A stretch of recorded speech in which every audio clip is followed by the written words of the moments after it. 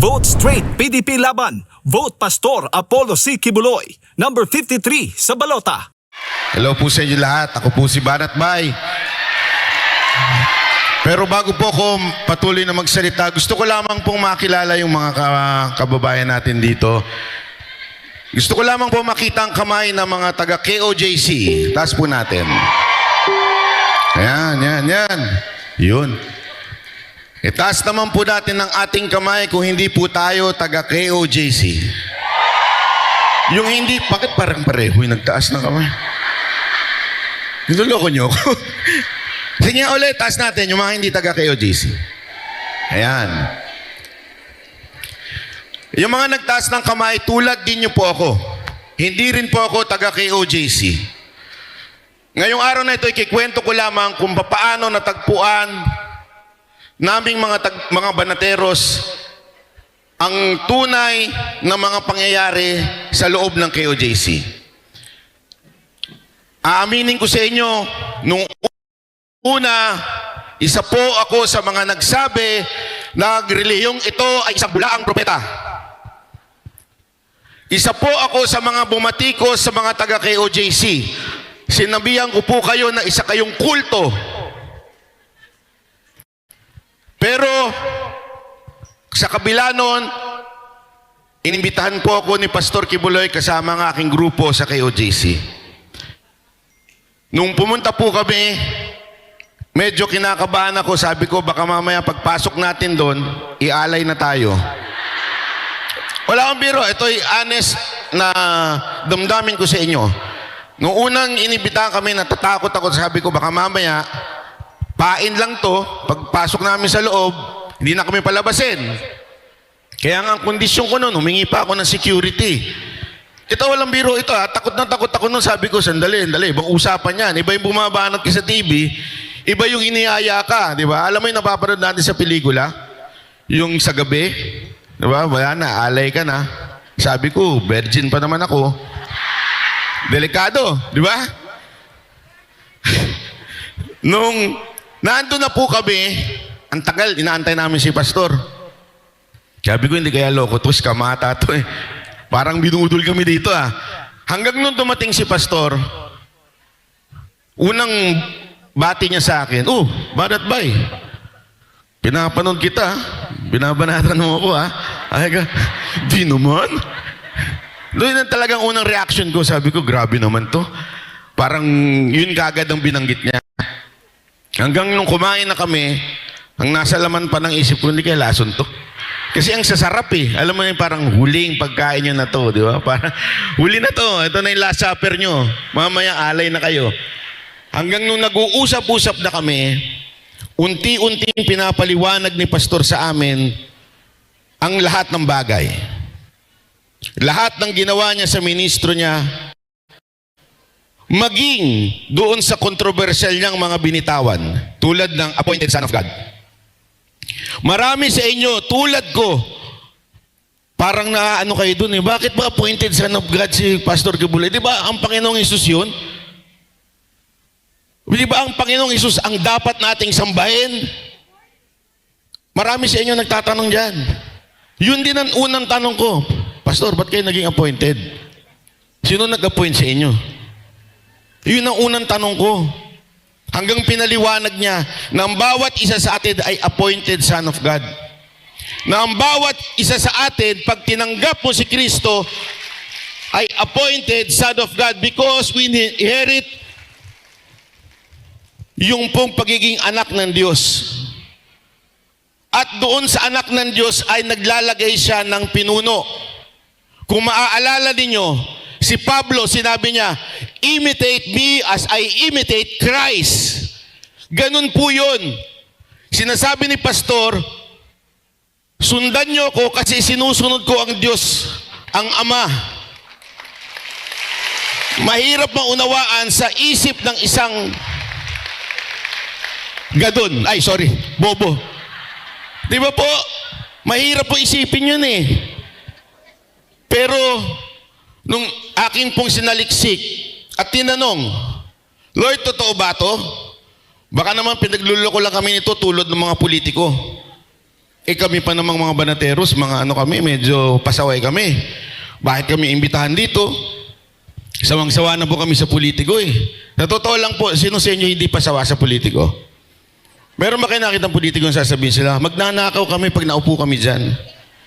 Lahat po ng politiko sinasabi nila, hindi, magsisilbi kami sa bayan. Wala naman nagsabing, hindi, kaya kami tumatakbo para lang magkaroon ng kayamanan. Wala eh. So yun din ang thinking ko. Kaya lang alam nyo mga kababayan, isa lang sa Biblia ang sasagot niyan. You will know them by their fruits. Tama mali? Wala akong sinabi yung Biblia, you will know them by how many verses they memorize. Wala pong pakialam ang Panginoon kung marami kang minememory na verses. Bakit?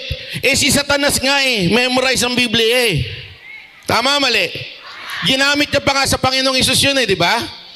Nung tinetempt niya. Pero ang importante yung prutas. So tiningnan ko ang prutas, gayon pa man ang buong grupong banateros, ang prutas ng KOJC. Na walang korupsyon, maayos, maganda, malinis, at higit sa lahat, may pag-ibig. Tama mali? At nasubok kayo nung siege. Di ba ho? Yung mga kasama ko gusto na makipagpatayan Lalo na si Boss Dada. Talagang gigil na gigil. At saka yung isa, yung isang matabawa doon. Si Jay, mura ng mura, di ba? Hanggang to the point na pinagkamalan na nga nila ako yun. Nakakapagtakang. Kasi alam niyo, hindi ko sinasadya yun na nagkasakit po ako nung araw na yun. Kasi marupok po ako Ay, bigay doon. Totoo po, maasakitin po ako. Sila lang inaandun. Pero ang tatapang ho nila. Panay ang bulong ni Ma'am Hana sa kanila. Wag relax lang kayo Relax lang kayo. Kasi nga, gigil na ho sila May dala ng ice pick yung isa doon, no? Pero ang mga taga KOJC, minahal nyo. Bakit? Yun din ang turo Isinabuhay nyo. Isinabuhay ng bawat isa sa atin yun.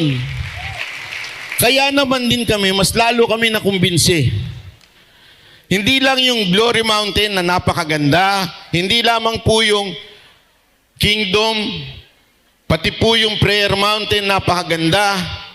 Yung patakaran ninyo, lagi niyang tinatanong sa akin pag hindi kilala si Pastor, paano ba naging mayaman yung grupo na yan?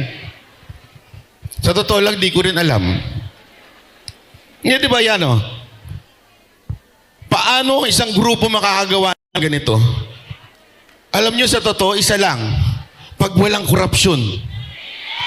Tama mali? Aminin natin, hindi naman po KOJC ang pinaka-dominant religion sa Pilipinas. Pero paano nyo nagawa to? Lahat kasi kayo binibigay nyo at yung pinuno ninyo, hindi binubulsa. Kaya mga kababayang, hindi taga KOJC, mainggit naman tayo sa ganito. Mainggit naman tayo sa leader na honest. At alam nyo, nitong mga nakarang araw na dumadalaw kami kay Pastor, pinapaliwanag niya sa amin yung mga plano niya. Alam nyo reaction ko? May tama talaga to. Hindi, walang biro ito, diretsuhan na ito, being honest. May tama itong tao na ito. Bakit? Ang dami niyang gusto mangyari. Parang presidente ang datingan. Bakit? Ang dami niyang gustong mangyari. Pero pag sinaliksik mo, nangyari na Gusto niya linisin ang buong Pilipinas. Ginawa na rin niya noon Kailan nagsimula? 2008 ba yun? Hindi lang niya ito sinasabi. Ginawa niya na. Yun po yung mahirap unawain. Kaya tama yung naisip ko. May tama siya. Tama siya. Diba? Tama po si Pastor Alam niyo mga kababayan, hindi po kami mag-aaksaya ng panahon dito para makipag-usap sa inyo kung hindi kami kumbinsado. Lahat po kami kumbinsado itong mga kasamahan ko. Kaya alam nyo, yun lamang po ang iiwan ko sa inyo ngayong araw na to. Kayong mga hindi taga KOJC, mas malala po ako sa inyo, maniwala kayo. Ang turing ko nga sa sarili ko noon, para akong si Pablo. Ano yun? Di ba si Pablo, inusig si Kristo? Talagang inusig hanggang kaduluduluhan. Pero si Pablo ang isa sa pinakamaraming nagawang sulat sa Biblia. Hindi ko naman sinasabing si Kristo si Apollo Kibuloy. Pero ganoon din po ako. Inusig ko po si Pastor Kibuloy. Ang buong grupo ko, walang lakas loob na nagsabing kulto itong grupo na ito, kung hindi yung grupo ko po. Yung iba tahimik eh.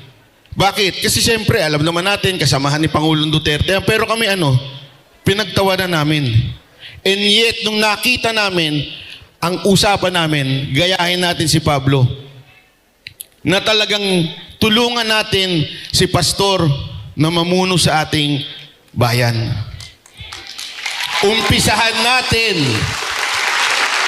sa Senado. So kayong mga kababayan natin hindi taga KOJC, maniwala po kayo, mag-research lamang po kayo. Huwag kayo maniwala sa akin o sa sino mang sa amin. Mag-research po kayo. Makikita ninyo ang ganda ng kanilang pamumuno. Nakakainggit. Kaya nga, di ba, bakit natin hinalal si Pangulong Duterte? Inggit po tayo sa Davao eh. Tama? Gusto natin yung katulad ng Davao, maayos, malinis, mababa ang krimen. Ganon din po dito. Maayos po ang kingdom. Maayos ang ministro. Paano nangyari? Dahil sa kanilang pinuno. So, agawin uli natin. Amen? Agawin kasi inagaw natin si Pangulong Duterte, di ba? Inagaw natin si Pangulong Duterte sa Davao. Hiramin uli muna natin si Pastor Kibuloy. Okay po ba yun? Maraming salamat po. Ako po si Banat May. Ngayong eleksyon, simulan nating ayusin ang Pilipinas.